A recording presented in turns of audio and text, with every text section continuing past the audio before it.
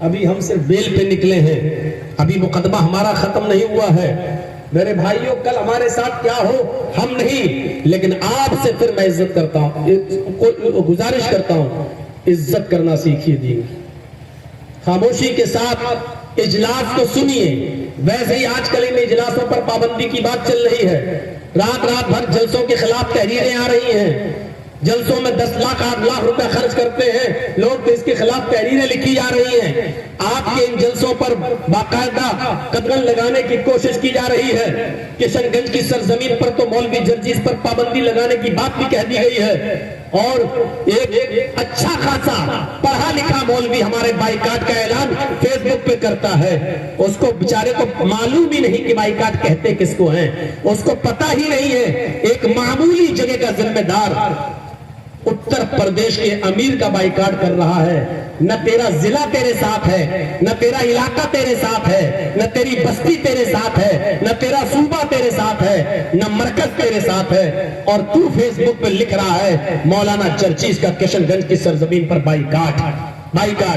ابھی میں صرف اسٹیشن پہ اتر جاؤں کشن گنج کی سرزمین پر تو ہزاروں لوگ سیلفی لے کر اپنے فیس بک پہ ڈال کر، اپنے واٹس ایپ گروپوں میں ڈال کر ابھی اس کو جلانے کے لیے تیار ہیں، اس کو چونکانے کے لیے تیار ہیں، ہمارے استقبال کے لیے تیار ہیں. اس کے بعد سینکڑوں لوگوں نے ہم سے کہا مولانا اس کی کیا حیثیت ہے وہ تمہارا بائیکاٹ کرے گا؟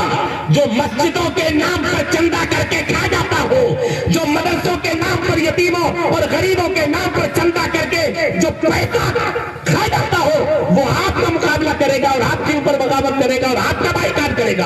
آپ آئیے اور ہمارے یہاں پروگرام کیجیے، دیکھتا ہوں اس کی ماں نے اس کو کتنا دودھ پلایا ہے جو آپ کو روک سکے کشن گنج کی سرزمین پر جلسے میں آنے سے. میرے ساتھ تو عوام ہے، میرے ساتھ تو پبلک ہے، کون بائیکاٹ کرے گا؟ لیکن میں خود چاہتا ہوں کہ اب ان بستیوں میں جاؤں جہاں عزت کے ساتھ قرآن سنا جاتا ہو، جہاں عزت اور احترام کے ساتھ حدیثیں سنی جاتی ہوں، جہاں قرآن و حدیث کو عزت و احترام کے ساتھ سننے والے لوگ موجود ہوں، اور جہاں جلسے کی قدر ہوتی ہو، جہاں علماء کی قدر ہوتی ہو، جہاں ان کی بات مانی جاتی ہو، وہاں جلسے دیے جائیں. جہاں شور و ہنگامے کا شکار ہو جائے اجلاس، وہاں پر اجلاس نہ دیا جائے، کیونکہ سونا اور چاندی عورت کے گلے میں اچھا لگتا ہے. سونا اور چاندی اگر کسی سور اور گدھے اور کتے کے گلے میں ڈال دیا جائے تو اس سے سور گدھے اور کتے کی عزت نہیں بڑھ جائے گی. اگر کوئی کتا ہو اور اس کے گلے میں سونا چاندی کا زیور ڈال دو تو کتا کتا ہی رہے گا، وہ کنگ نہیں بن جائے گا. قرآن و حدیث سونا ہے میرے بھائیوں، اس سونے کو وہاں خرچ کیا جائے، وہاں دیا جائے جہاں اس کو پہنانے سے سونے اور چاندی کی قدر و منزلت بڑھتی ہوئی نظر آئے، چمکتی ہوئی نظر آئے. اب سونے اور چاندی کے زیور کو سور کے گدھوں کے گلے میں ڈال دیا جائے تو نہ تو گدھے کی عزت بڑھے گی، نہ سور کی عزت بڑھے گی، نہ کتے کی عزت بڑھے گی. اور ایسا کرنے سے سونا اور چاندی کی اہمیت گھٹ اور جائے گی، کم اور ہو جائے گی. اتنا قیمتی سونا کتے کے گلے میں پڑا ہوا ہے تو سونے اور چاندی کی قیمت کو ہم گھٹانا نہیں چاہتے ہیں، قرآن و حدیث کی قیمت کو ہم گھٹانا نہیں چاہتے ہیں، ہم اس کو نیچے نہیں کرنا چاہتے ہیں. ہم چاہتے ہیں کہ یہ وہاں خرچ ہو جہاں اس کو اور زیادہ چمکتا ہوا نظر آئے، جہاں قرآن و حدیث کی عزت اور احترام ہو، یہ میں وہاں خرچ کرنا چاہتا ہوں. میں نے اپنے جملوں میں بہت کچھ کہہ دیا، سمجھدار ہوگے تو سمجھ گئے ہوگے، نہیں سمجھدار ہوگے تو کوئی بات نہیں، ہم پھر بھی بچے ہوئے ہیں کہ چلو ہماری بات کو نہ سمجھا تو اچھا ہے. ہم نے جو کچھ کہنا تھا کہہ دیا. میرے پیارے ساتھیوں، یہ جیل کی سلاخیں اور یہ کچھ نہیں. اللہ کی قسم آپ کا ہنگامہ دیکھ کر تو مجھے لگ رہا تھا جیل میں بہت سکون سے تھا. آپ کے یہ حالات دیکھ کر تو مجھے لگا کہ بہت سکون سے تھا. میں ادھر بھی لڑائی ہوتی تھی، جھگڑے ہوتے ہیں، کرمنل لوگ گنڈے لوگ ادھر بھی ہیں، لیکن ایسا ہم نے بدتمیزی ادھر بھی نہیں دیکھی، ایسی بدتمیزی ہم نے بھی نہیں دیکھی.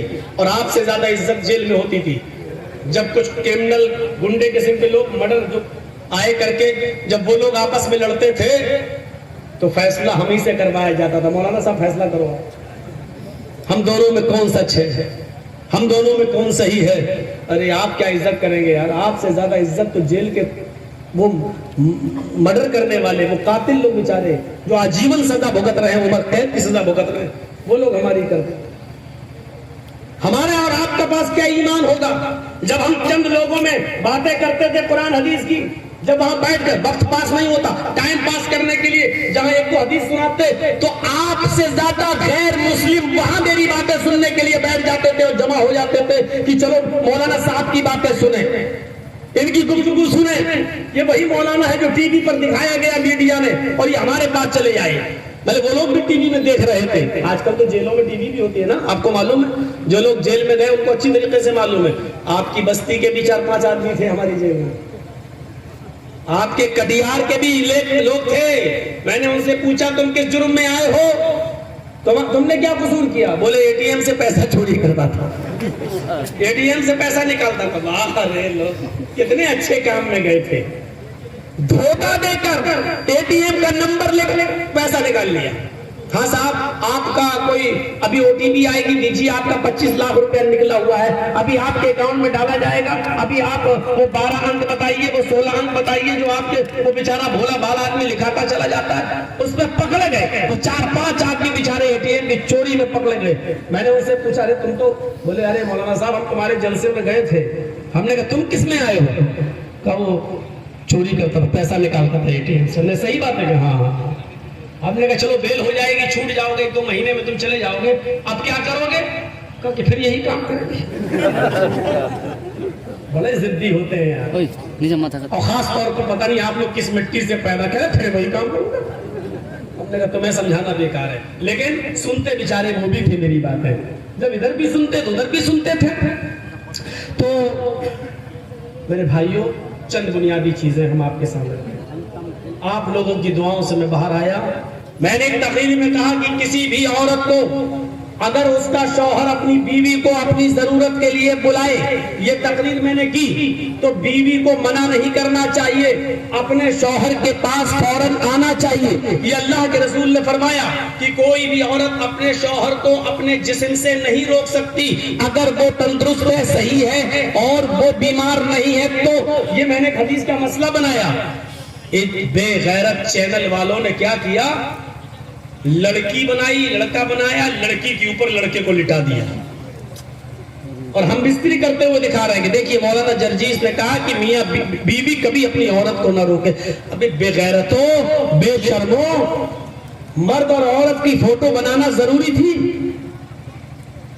میں نے بے پردگی پر تقریر کی تو بے پردہ عورتوں کی فوٹو بنا دیا اور تھمبل بنا دیا۔ میں نے آج لڑکیوں کے شارٹ کٹ پہ تقریر کی کہ آج کے پہناوے یہ، تو تم نے ننگی لڑکیوں کے فوٹو بنا دیے تاکہ لوگ دیکھیں کہ تقریر میں کیا ہے۔ میں نے کہا کہ آج فلاں جگہ پر گورنمنٹ مسلمانوں پر ظلم کر رہی ہے، آپ نے اس جگہ کے مکھ منتری کا نام بنا دے دیا اور آپ نے اس کے ساتھ میری فوٹو لگا دی۔ میں نے کہا کہ ہندو دھرم کے اندر بھی پردہ ہے، تو آپ نے اس پہ لکھ دیا ہے، کیا لکھا ہے کہ قرآن میں لکھا ہے سیتا بھی پردہ کرتی ہے۔ بتائیے ہم بول رہے کیا اور آپ تھمبل بنا رہے کیا؟ اور ان تمام چیزوں کی کٹنگ کر کے میڈیا والوں نے جو دکھائی، اور اس کے بعد جو ہمیں فوراً اندر کسٹڈی میں لیا تو بچنے کا کوئی راستہ نہیں تھا۔ ہمارے پاس خبر آئی کہ آج آپ کے خلاف فیصلہ آنے والا ہے، 1 گھنٹے کے اندر اگر آپ بھاگ سکتے ہو تو بھاگ جاؤ۔ میں نے کہا کوئی مطلب نہیں ہے بھاگنے کا، بھاگ کے آدمی کہاں جائے گا، وہ بھی یوپی میں۔ اگر ہم بھاگ بھی جائیں تو کہاں جاتے بھاگ کر؟ گھر والوں کو پریشان کیا جاتا، ہمارے بوڑھے ماں باپ کو پریشان کیا جاتا، ہمارے بھائیوں کو پریشان کیا جاتا، 1 مہینے کا نوٹس دیا جاتا، آؤ سرنڈر کرو، نہیں آتا تو ہمارے گھر پر بلڈوزر چلا دیا جاتا، اس کو گرا دیا جاتا۔ بھاگنا کوئی کسی اس کا حل نہیں تھا۔ میں نے سامنا کیا، گیا اور سزا کا اعلان سنا، اور سننے کے بعد نکلا تو چہرے پر مسکراہٹ تھی، ہنسی تھی۔ آپ نے ٹی وی پہ سنا ہوگا، اور وہ بھی ٹی وی والا کہہ رہا کتنا بے شرم مولانا ہے، دیکھو 10 سال کی سزا سننے کے بعد بھی ہنس رہا ہے، اس کے چہرے پر ہنسی آ رہی ہے، کتنا بے شرم ہے۔ ابے بے شرم نہیں، بہادر بول، بہادر بول۔ تو جن ہڈیوں پہ پل رہا ہے ان ہڈیوں کو کہا کر تو اس کو بے شرمی بول رہا ہے، تو کیا اس آدمی کی طرح آنسو بہاؤ جو سنسد میں رو رہا تھا، جو بھیک مانگ رہا تھا سنسد میں، मगर मच के आंसू बहा रहा था, और आज वो उत्तर प्रदेश का मुख्यमंत्री बना बैठा है, संसद में रो रहा था। उसकी तरह मैं रोऊं? किसी ने कहा मौलाना साहब 10 साल की सजा, मैंने कहा यार 10 साल का 2 चुनाव ऐसे काट के निकल जाऊंगा जैसे पता नहीं। वीडियो 10 साल पर काट लोगे? मैंने कहा क्यों? और लोग उम्र कैद कैसे काट लेते हैं? लेकिन अल्लाह का शुक्र है कि 5.5 महीने में ही हम निकल गए, और पहले निकल जाते, लेकिन चूंकि पूरी लॉबी लगी हुई थी, पूरी लॉबी, उसने हमारा क्रिमिनल रिकॉर्ड मंगा लिया और 3 महीने की डेट मांग ली। सरकारी वकील ने, सरकारी वकील तो आ जाते हैं, वो योगी मोदी की बात करेंगे, उस वकील ने क्रिमिनल रिकॉर्ड मांग लिया। यानी ये आदमी बहुत डेंजर है, हमें पूरे हिंदुस्तान में कितने इसके ऊपर मुकदमे हैं, हमें टाइम दिया जाए, इसके ऊपर उस मुकदमे की लिस्ट हम मंगाएंगे। लेकिन अल्लाह का शुक्र है 3 महीने खंगालता रहा, ढूंढता रहा, तलाश करता रहा, इधर उधर हाथ पैर मारता रहा, लेकिन 3 महीने ढूंढने के बाद भी उसको हमारे खिलाफ एक भी मुकदमा नहीं मिला, एक भी मुकदमा नहीं मिला। फिर जज ने उसको डांटा भी। 5 महीने के बाद जब हमारी फाइल जब नंबर पे आई तो उसने कहा साहब ठीक है आप इनको बेल दे, लेकिन ये तो बाहर निकलेंगे, दंगा करेंगे, फसाद करेंगे। तो जज ने डांटते हुए कहा कि क्यों दंगा करेंगे? कहा ये इनके खिलाफ बोलते हैं। तो कहा कि आपने तो 3 महीने का टाइम मांगा था, मैंने 3 महीने का टाइम दे दिया। अगर ये उनके खिलाफ बोलते हैं तो किसी जगह मुकदमा दर्ज क्यों नहीं है? किसी एक थाने में इनके ऊपर केस क्यों नहीं है? लाजवाब हो गया, कोई जवाब नहीं था। तब जज ने डांटते हुए उनको कहा खामोश रहिए, जो केस है उस पर बहस कीजिए, आप जो केस है ही नहीं उस पर बहस क्यों कर रहे हो? कहा साहब ये फिर दंगा करेंगे। तो जज ने कहा जब दंगा करेंगे तो फिर पकड़े जाएंगे, फिर आएंगे, तब देखा जाएगा, अभी तो कोई केस नहीं है इनके ऊपर।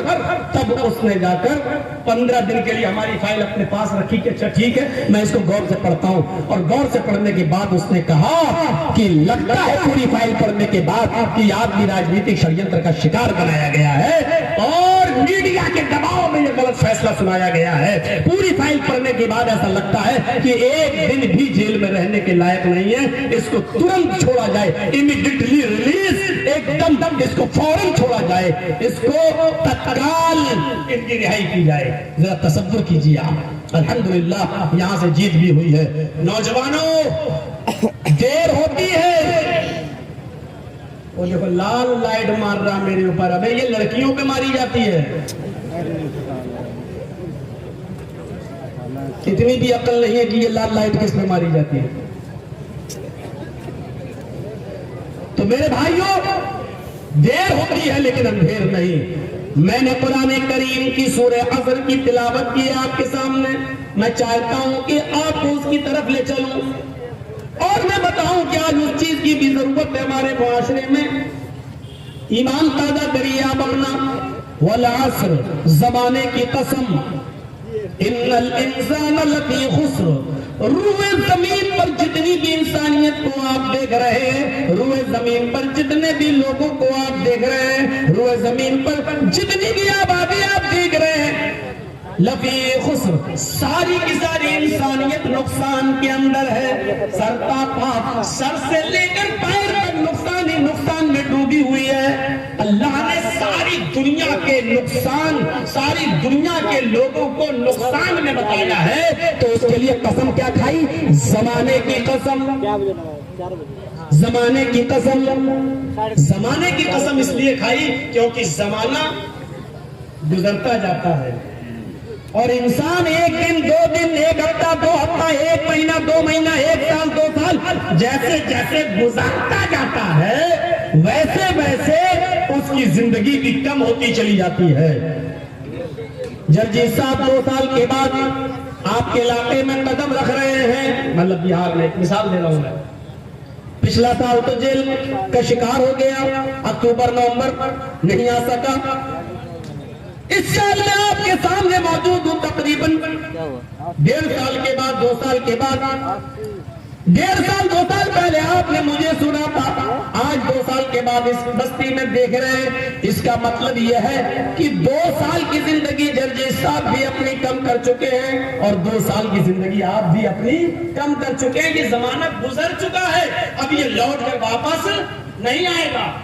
तौहीद साहब के घर में 2 साल पहले गया था, आज तौहीद साहब से मुलाकात हो रही है। इसका मतलब यह है कि जर्जी साहब भी अपनी जिंदगी के 2 साल कम कर चुके हैं और तौहीद साहब भी अपनी जिंदगी के 2 साल कम कर चुके हैं। इसका मतलब यह है कि जर्जी साहब 2 साल अपनी कब्र के करीब हो गए हैं, तौहीद साहब भी 2 साल अपने कब्र के करीब हो गए हैं। हम और आप कब्र के करीब होते जा रहे हैं और 2 चीजों में से किसी एक चीज के करीब हो रहे हैं, अपनी जन्नत के या जहन्नम के। 2 ही चीजें हैं, तीसरी चीज नहीं है। या तो हम जन्नत में जाएंगे या जहन्नम में। अल्लाह ना करे हम में से कोई जहन्नम में जाए। अगर जहन्नम में गया तो इससे बड़ा नुकसान क्या हो सकता है, इससे बड़ा खसारा।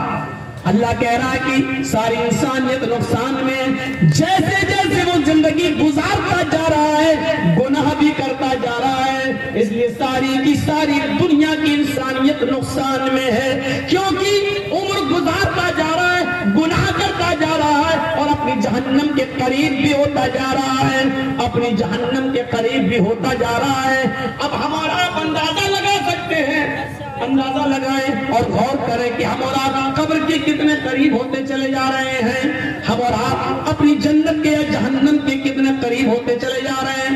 इल्लल्लज़ीना आमनू व अमिलुस्सालिहात, फरमाया जो लोग ईमान लाए और जिन्होंने अमले स्वालिह किए, जो लोग ईमान लाए जिन्होंने अमले स्वालिह किए, ये लोग कयामत के दिन नुकसान में नहीं होंगे।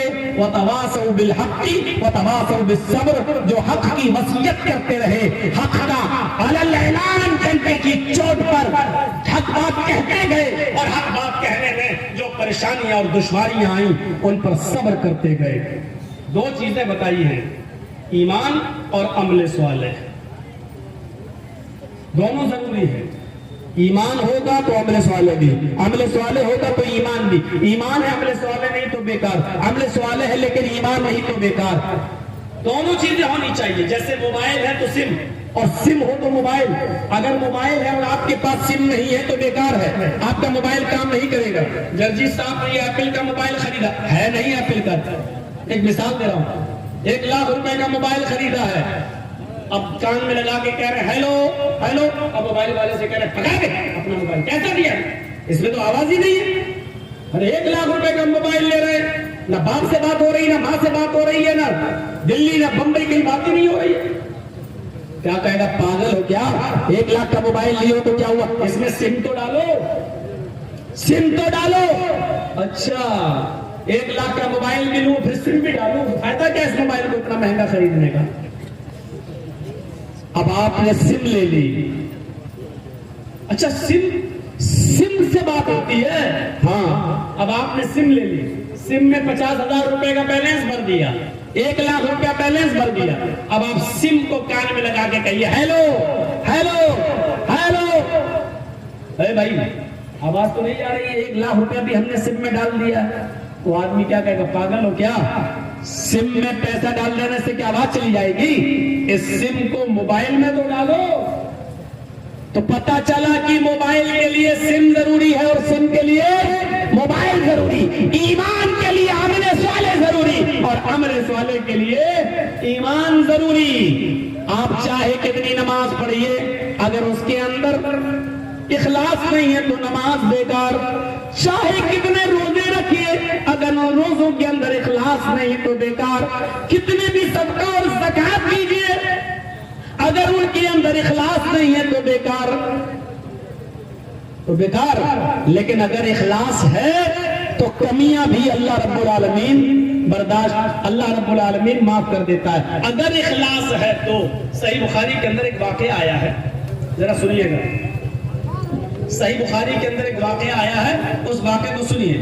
बनी इस्राइल में एक शख्स था, वो रात की तारीकी में सदका लेकर निकला। वो चाहता था कि मैं दाहिने हाथ से दूं دوسرے سے مدد کروں کہ داہنے ہاتھ سے دوں اور بائیں ہاتھ کو بھی خبر نہ ہو۔ اس نے سوچا کہ میں رات کے تاریکی میں نکلوں گا۔ وہ رات کے اندھیرے میں نکلتا ہے، اپنے مذہب کے مطابق، اپنے طریقے کے مطابق وہ عبادت کرتا ہے، اور رات کی تاریکی میں نکلتا ہے کہ دیکھے کہ کوئی ضرورت مند مل جائے۔ اس نے رات کے اندھیرے میں دیکھا کہ ایک آدمی ہے جو کھڑا ہے، یہ اس کے پاس پہنچ گیا اور اس سے کہنے لگا، ارے بھائی یہاں کیسے کھڑے ہو؟ اس نے کہا تمہیں مطلب؟ اس آدمی نے کہا بھائی میں رات میں کسی غریب آدمی کو دیکھ رہا ہوں جو ضرورت مند ہو۔ تو یہ بولا ارے مجھ سے زیادہ ضرورت مند کون ہوگا؟ دیکھ رہے ہو رات میں اپنے گھر سے نکلا ہوں، میرے بیوی بچے بھوکے ہیں۔ اس آدمی نے اپنا صدقے کا مال نکالا اور اس آدمی کو دے دیا، جاؤ لے کے چلے۔ پھر گھر پہ آیا، نماز پڑھتا ہے، صبح تک جاگتا ہے، صبح بھی اپنے مذہب کی مطابق عبادت کرتا ہے اور باہر سڑک پر نکل جاتا ہے کہ بازار میں دیکھوں کیا معاملہ ہے۔ جب بازار جاتا ہے تو کیا دیکھتا ہے کہ چرچا ہو رہا ہے کہ ایک آدمی بیچارہ رات کی تاریکی میں نکلا، رات کی تاریکی میں وہ کسی غریب آدمی کی مدد کرنا چاہتا تھا، لیکن دھوکے سے وہ مدد ایک امیر کی کر گیا ہے، بڑے پیسے والے کی کر گیا ہے، پیسے والے کو صدقہ دے دیا۔ جان بوجھ کر اگر آپ امیر کو، پیسے والے کو صدقہ دے رہے ہیں تو وہ صدقہ قبول نہیں ہوگا۔ صدقہ غریب کو دیا جائے گا جو اس کا مستحق ہو۔ اگر آپ جان بوجھ کر کسی امیر کو دے رہے ہیں تو وہ صدقہ قبول نہیں کیا جائے گا۔ یہ آدمی اپنے گھر آیا، کہتا کہ اے اللہ میں تو کسی غریب کی مدد کرنا چاہتا تھا لیکن غلطی ہو گئی مجھ سے، دھوکے سے میں کسی امیر کو دے گیا، مجھے معلوم نہیں تھا۔ میرے پاس آج بھی کچھ مال ہے، میں آج رات میں پھر نکلوں گا، میری مدد کرنا۔ وہ دوسرے رات میں پھر نکلا، وہ کسی غریب کی مدد کرنا چاہ رہا تھا لیکن رات کی تاریکی میں اس کی نظر پھر کسی آدمی پر پڑی۔ اس نے پوچھا کیا تم ضرورت مند ہو؟ اس نے کہا جی ہاں۔ کیا تمہارے بیوی بچے بھوکے ہیں؟ اس نے کہا جی ہاں۔ اس نے صدقے کا مال نکالا اور اس کو دے دیا اور پھر گھر آ گیا، نماز پڑھتا رہا، صبح تک عبادت کرتا رہا۔ صبح سورج نکلنے کے بعد گھر سے پھر نکلا اور باہر گیا تو کیا دیکھتا ہے؟ لوگ چرچا کر رہے ہیں اللہ کے کسی نیک بندے نے آج بھی صدقہ کیا، وہ کسی غریب کی مدد کرنا چاہتا تھا لیکن آج بھی دھوکہ کھا گیا اور ایک چور کے ہاتھ میں اس نے رقم دے دی، صدقے کا مال چور کو دے دیا۔ جان بوجھ کر چور کو بھی صدقہ نہیں دیا جا سکتا ہے۔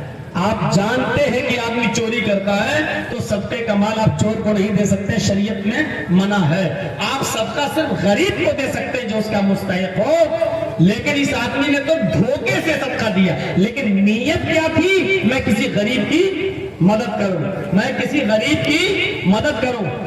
یہ آدمی پھر گھر آیا، کہتا ہے اللہ آج بھی میں دھوکہ کھا گیا، کسی غریب کی مدد کرنے کے بجائے آج میں نے یہ صدقہ اور یہ خیرات میں نے کسی چور کو دے دی۔ اے اللہ میرے پاس صدقے کا تھوڑا مال بہت بچا ہوا ہے، میں آج نکلوں گا رات میں، آج تو میری مدد فرمانا، آج کسی غلط جگہ پر میرا مال نہ جانے پائے، ضرورت مند کو پہنچ جائے۔ دیکھیے عمل صالح کس کو کہتے ہیں، اخلاص کس کو کہتے ہیں؟ کیا ہمارے اندر یہ عمل صالح پایا جا رہا ہے؟ کیا یہ اخلاص ہمارے اندر پایا جا رہا ہے؟ کیا یہ جذبہ ہمارے اندر ہے؟ وہ رات کے تاریکی میں تیسرے دن بھی نکلا، تیسری رات کی صدقہ لے کر نکلا، اب وہ کسی غریب کو دیکھ رہا ہے، اس کی نظر ایک عورت کے اوپر پڑی۔